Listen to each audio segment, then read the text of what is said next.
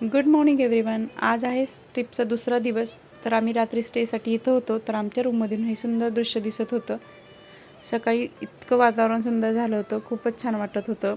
इतका कडक उन्हाळा असूनही अजिबात उन्हाळ्याची जाणीव झाली नाही इथे.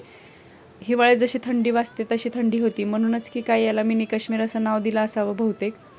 तर सकाळी मस्त या फ्रेश वातावरणात मग चहा कॉफी वगैरे घेतली आणि त्यानंतर मग खाली कायकिंगला जायचं होतं. तर अर्धा तास कायकिंगसाठी दिला होता. तर आमचं ही फर्स्ट टाईम होती, भीती वाटत होती, पण तरीही एकदा ट्राय करावं म्हणून आम्ही सर्वजण खाली गेलो आणि नंतर त्यानं मग अर्धा तास कायकिंग वगैरे केली. तर एकदा केल्यानंतर काहीच भीती वाटली नाही. नंतर मग सर्वांनी खूप एन्जॉय केला आणि ते सर्व झाल्यानंतर मग आम्ही परत वरती आलो आणि वरती येऊन मग फ्रेश वगैरे झालो आणि मग नाश्त्याला वगैरे मिसळ वगैरे होती, ती पण खूप छान होती.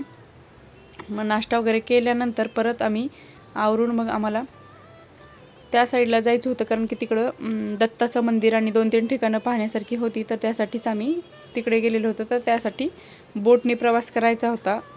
तर बोटने प्रवास करायला आम्हाला 2 तास लागली आणि मग त्या बोटमध्ये पण सर्वांनी खूप एन्जॉय केला मस्त, कारण की वातावरणच एवढं सुंदर होतं की खूपच छान वाटत होतं. ऊन अजिबातही जाणवलं नाही. तर त्यानंतर बोटमधून प्रवास केल्यानंतर 2 तासांनी आम्ही तिकडे पोहोचलो आणि मग तिथं काही शूट करणं झालं नाही.